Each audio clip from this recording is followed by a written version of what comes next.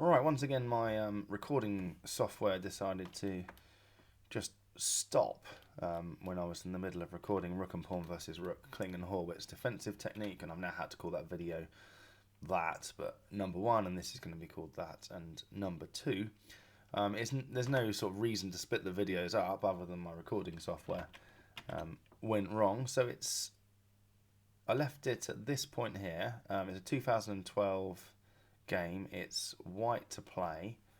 What should you do? Pause the video again now if you want, or for the first time, and have a go at it. What should white play here? There's very little point just sort of guessing it unless you know the Kling and Horwitz technique, or you've watched that first video. But all I'm going to say on it is that Rook E8 should be played, and it's done. We've latched on to the E pawn. Our king is already on the short side, and in that first video, Stockfish tried for ages to bust me out of this position and failed. Okay, I mean, we might see, for example, Rook H1 check, King G2. The only thing that Stockfish didn't really try is this X-ray defense of the pawn, and against this you would just immediately come over here and ready to deliver lots of checks. I mean, interestingly, there's lots of drawing moves for white in this position. But I would, as soon as the rook is defending the pawn, I would move my rook across to A8.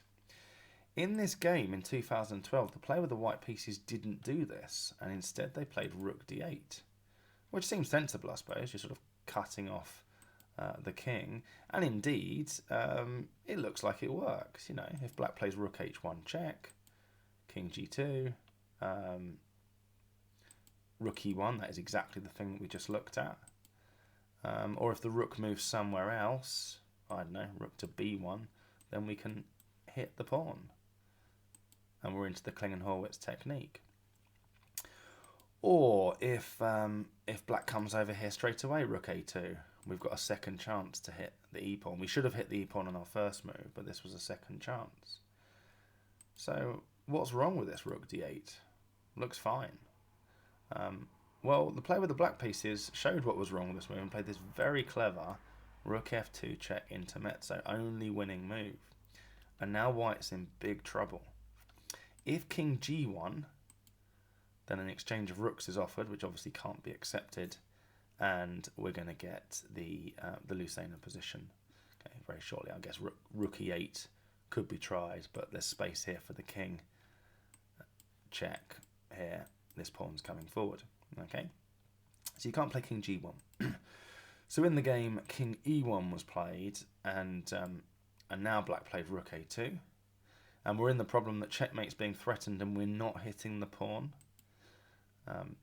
Interestingly, as a sort of aside, this position has been reached in other games at quite a high level before, and bizarrely, even though this is winning for black with Rook A2 or even Rook G2 or Rook H2. Bizarrely, Rook B2, I'm not going to get sidetracked by it, but Rook B2 doesn't win because the king goes to the long side, which is kind of the short side by where black's put their rook, but I don't want to get sidetracked by that. But interestingly, yeah, Rook A2 is a winning move, Rook G2 is a winning move, and Rook H2 is a winning move. Rook A2, which is a winning move, was played in this 2012 game. But there are other games where Rook F4 has been played here, and that's just a bizarre place to put the rook. And it's, I mean, I guess you can see the intention. We're trying to hide the king on F3. But white just plays Rook D7, and after King F3, two different games from this point. The way to draw it is just Rook A7, and that's just now a draw. We're going to sort of reach the Philidor position quite happily.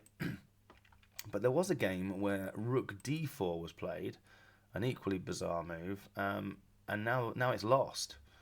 It's one again for black, and this particular game, I haven't got the year of it, but it finished Rook G4, king came to F1 to prevent the checkmate, Rook H4 threatening the checkmate again, and this time, well, King D1 you can see is useless because we're going to go check and the E pawn's coming through, so King G1, Rook went back to H5, Rook disappeared D8, and then the E pawn was through, and there was just, I mean, we can see that the Lucena position was going to be reached. I don't know if white resigned there, but you can see that's completely gone. The Lucena position is going to be reached.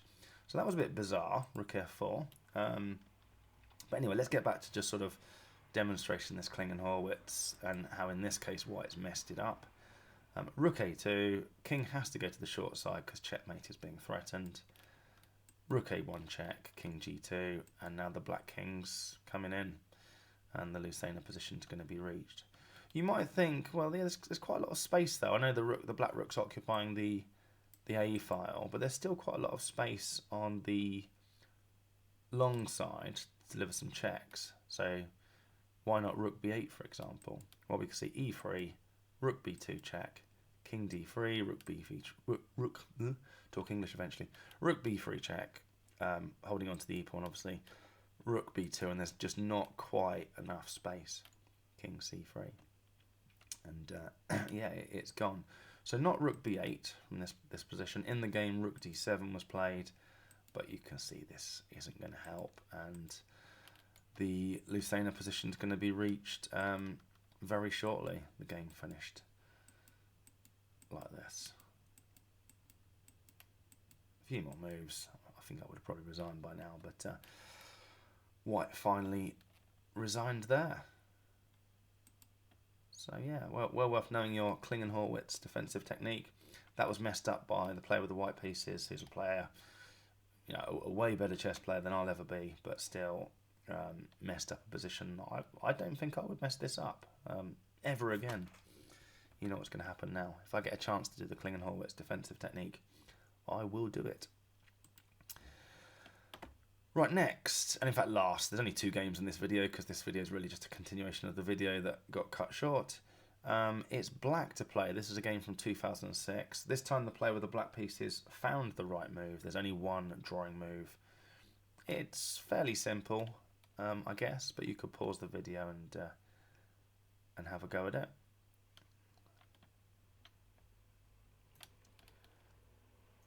We've got our rook already attacking the c-pawn, which is great, but what's not so great is that our king is in danger of getting caught out on the long side. So for example, if rook c2 is now lost, white comes in, king c6, we can't get our king across this way anymore. King c8 would be a horrendous blunder to rook h8 checkmate. So all we can do really is stay on the c-pawn, but now rook h8 check, king e7, rook c8, and yeah, the black king is caught out on the long side.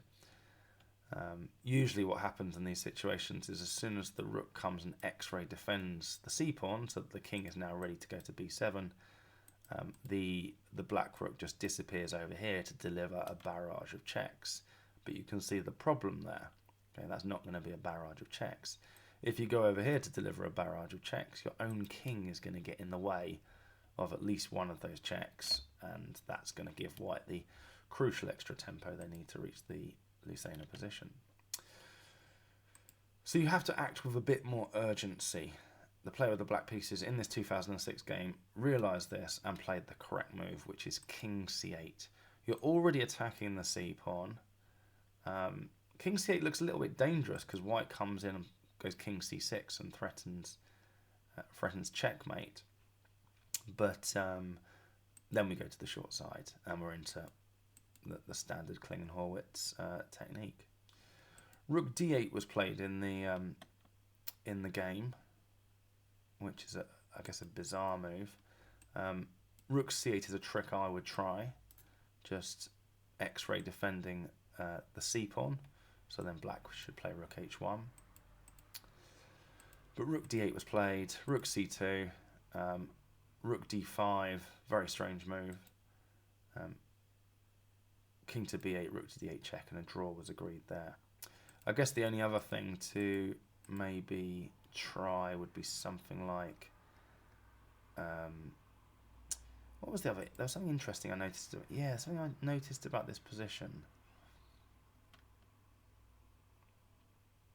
No, forgotten what I was going to say.